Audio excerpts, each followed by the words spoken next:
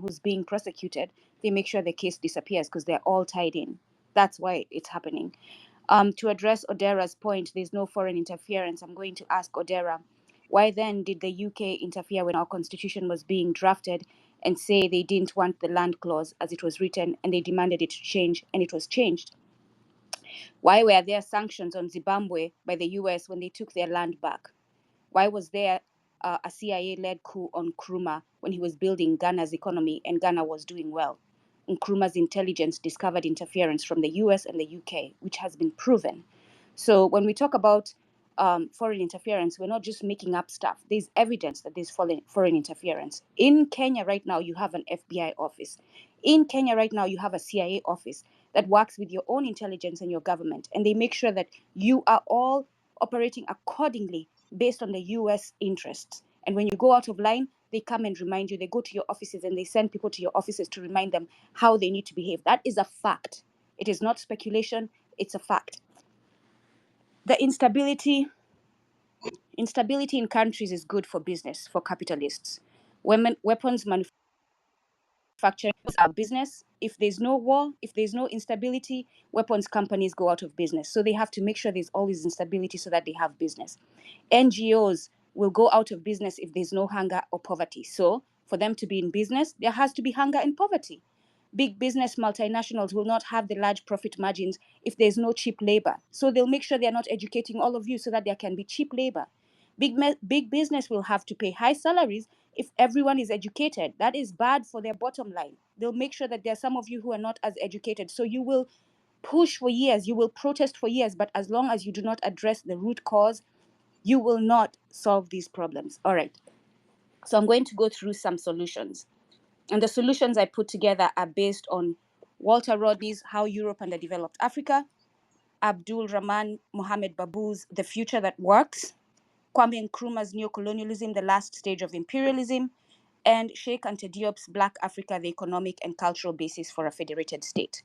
Why did I go through these books? Why am I using them? Because these are people who are involved in government, who are involved in economics, who looked and analyzed at what was going on back then, and they have written for us a blueprint on what is happening and how we can build solutions. All right. The first solution, economic independence and self-reliance. This one is based on Walter Rodney and Kwame Nkrumah's analysis.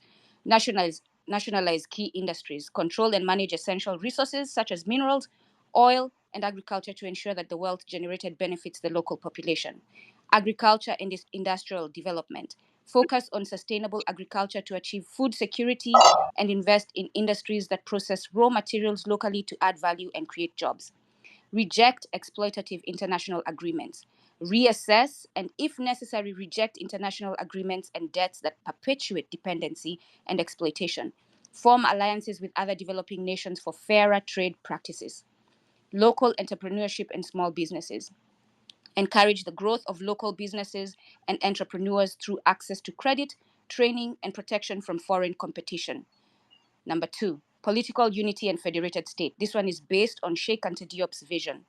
Federated states model promote the idea of a federated state or a confederation of African nations to strengthen political and economic ties, ensuring collective security and shared resources.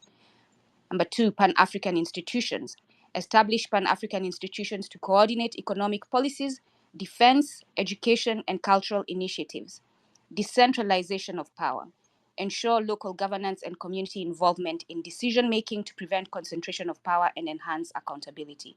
Number 3, and just to let you know, so that those of you who are worried I'll be going long, there are 6 of them, and there's 2 bullet points in each of them, and then there's a last implementation of 5 points. I'm going to be quick.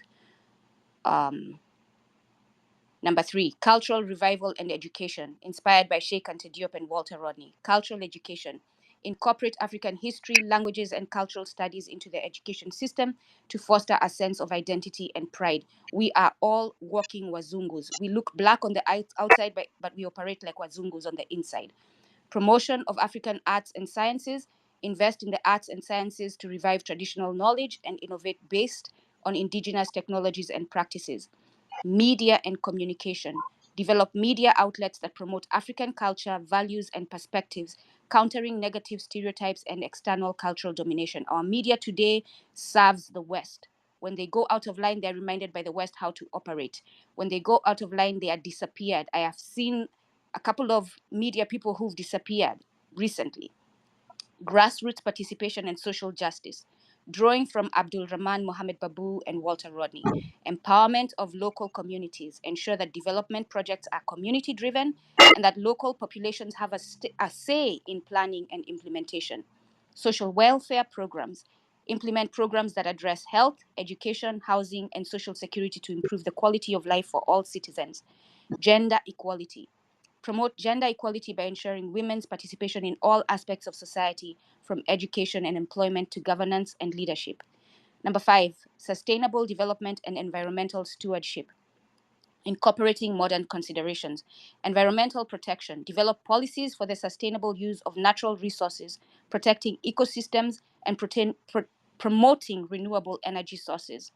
Climate change adaptation, prepare for and mitigate the impacts of climate change through resilient infrastructure, sustainable agriculture, and community-based adaptation strategies. Not to build and sell land to sell carbon credits to foreign nationals. No, that's not the solution, because they continue polluting the environment while you're selling them carbons, and it's like it's a cycle of that never solves the problem. Number 6, strategic alliances and non-aligned movement, building on Kwame Nkrumah's ideas. Non-aligned movement, strengthen ties with other non-aligned nations to form a bloc that can negotiate better terms in international forums. That is to say, the recent announcement that Ruto has joined as a non-member of the of NATO. First of all, just to prove how misinformed Ruto You have is a to think minute that as a to non-member, execute your points, please. yes, just to prove how misinformed Ruto is to think that as a non-member he'll be as protected as the members is just beyond it. But that we as African nations should not participate in those alliances. South-South cooperation, which means enhanced cooperation with other developing regions in Latin America, Asia, and the Caribbean for technology transfer, trade, and mutual support, and travel, I'll add to that. The implementation strategy, number 1, leadership and vision. Elect leaders who are committed to these principles and have the vision to implement them effectively. You have seen their record, you know how they operate. If they're not aligned with them, do not elect them. Policy And framework, develop a comprehensive. Let me just wrap up. I have 3 of them. I'll be quick. kindly submit Policy in 30 framework. seconds. Policy framework. Develop a comprehensive policy framework that aligns with these goals and is adaptable to changing circumstances. Institution building. Establish and strengthen institutions that can carry out these policies effectively, ensuring transparency and accountability. Capacity building. Invest in human capital through education and training programs that equip citizens with the skills needed to participate in and benefit from development. Monitoring, the last one, monitoring and evaluation. Create mechanisms to regularly assess progress, identify challenges, and make necessary adjustments to ensure that the goals are being met. Thank you. Thank you.